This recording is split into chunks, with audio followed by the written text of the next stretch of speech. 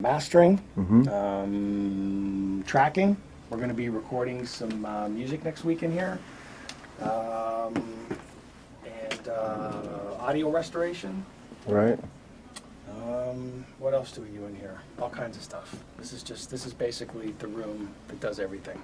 So this is a mastering facility, primarily, or no, recording facility? Yeah, probably recording facility first, mastering. Certainly, we're in this right about now. That's probably the primary reason why we're using Sequoia is because it's so versatile. We're using it for everything. We're doing post. Dan is working on Disney Channel promos in this room over here. Right. We're doing CD mastering in that room over there. Just getting that ready to go. And today, all day in here, I've been doing audio restoration. So we got all three rooms going. We do. We're about to start a cartoon series. We're recording the voices for a cartoon series called Olivia. It's a little pig. You might have seen it before because this is actually their second season, but we're recording it. We'll start that. We've done the first season of a cartoon series called Bubble Guppies, which is a Nickelodeon show. And we finished about a year ago, I guess now, all the voices and music recording for a cartoon series that airs on the Disney Channel called Higglytown Heroes. Yeah, all done here, all done in Sequoia.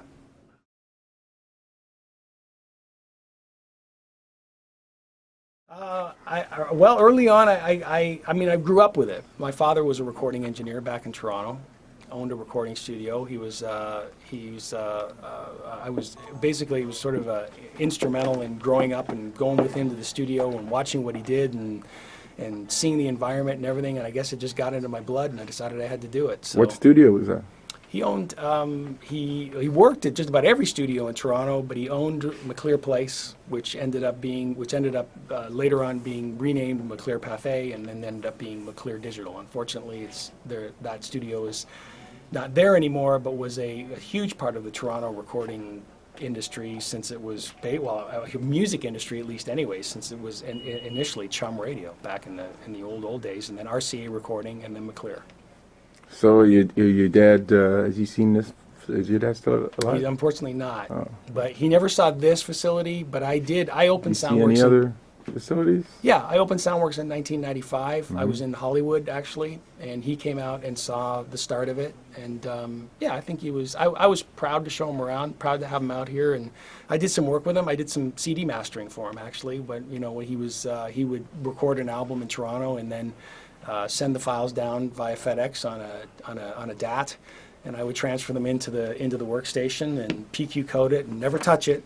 My father's work was pristine. There was never anything wrong with it. I wouldn't dare touch it. Just PQ code it, make sure it worked as a CD, drop it back down, send it back up to him again for mass manufacturing, and put it out. So, but it was fun to be able to actually work with him. I mean, we did some recording, we did some orchestral recording with him back up in Toronto before he passed away. So it was good. I think I got to where I wanted to be. And he was certainly a major influence, obviously, on me becoming a recording engineer.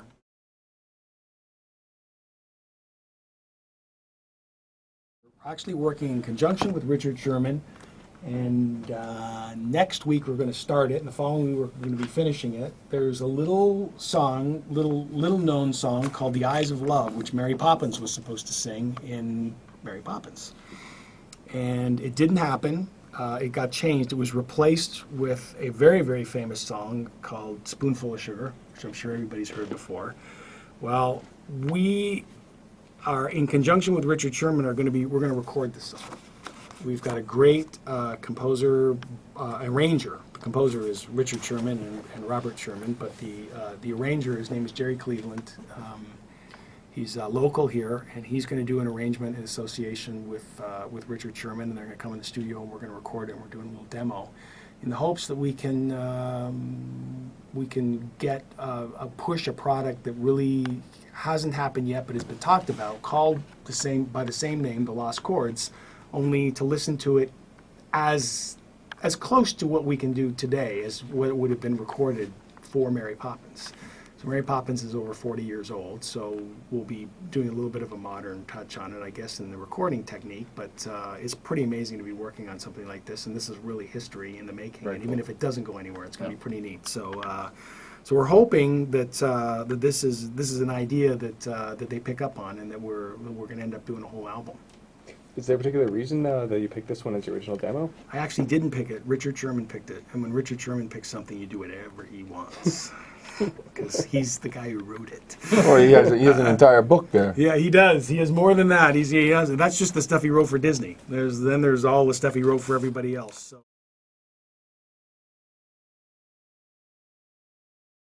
I started using this program in 1999. Why? How did you get started with this? I mean, you like to swim upstream? Well, I came out of. I never. How did you get started with I Samplitude? never actually used Pro Tools. Never got it. Never. I saw it. I used it a couple of times, but it didn't. It really wasn't doing what I needed to do. The work I was doing with Disney at the time, the mastering I was doing with Disney at the time. I knew that the work was going to be. It was going to be necessary for me to be able to work with a program that could burn CDs successfully, which Pro Tools still doesn't do. And the other work that I was doing was just really a matter of getting a good quality recording, and obviously that was that. I came from the Studer Diaxis. I had a machine that was very, very expensive, and I was actually I happened to be working with a Vendor who sold both, but he sold Pro Tools, he sold Studer Diaxis, and he also sold Samplitude. And he called me up and he said, "Look, Jeff, you got to try it." And I said, I want to work on a Mac. I don't want to work on a PC."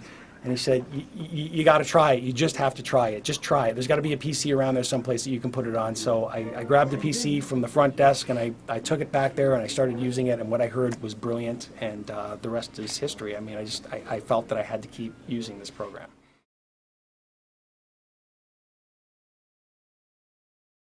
Why? Because Pro Tools can't do the things I need to do. Okay. A lot. Give me one or two examples, because Well, these kids won't know Okay. what we're talking about. Well, I mean, as soon as you start talking about CDs or CD mastering or mastering in general, obviously you're not talking about Pro Tools. And I don't think anybody would argue that. Right. And then really what you've got to do is you've got to start talking about things that Sequoia does that other programs don't, and I would say the first thing is always the object-based editing. I mean, just to be able to do the work that I do at the object level as opposed to the track level or the routing that needs to take place in Pro Tools in order to make it happen, that's a huge deal. And I'm not going to say that Pro Tools doesn't have some good things about it. It does. It has some good things about it, and I hope that every good thing that is in Pro Tools I can manage to talk to people at Magix into putting into Sequoia as well. But you know, ultimately, it's just a superior product. Right. It works better. It's not, and also, I mean, even cost effectiveness. An entry-level Pro Tools HD rig, Pro Tools 8, and one Excel card, $8,000. You have no computer. You have no. You don't have converters. You have you've got obviously you don't have an audio interface. You got to buy a 192 or a Lynx Aurora or something Right. like that to put it together. I mean, the cost effectiveness of it is pretty low comparatively speaking. But you know, by the same token, I mean, we do have one here. Why do we have one? Compatibility. Right. I'm literally doing sessions in Sequoia and using SSL's ProConvert, exporting them as Pro Tools sessions, and opening them in Pro Tools, making sure they open in Pro Tools and work the way they're supposed to, and then ship them out.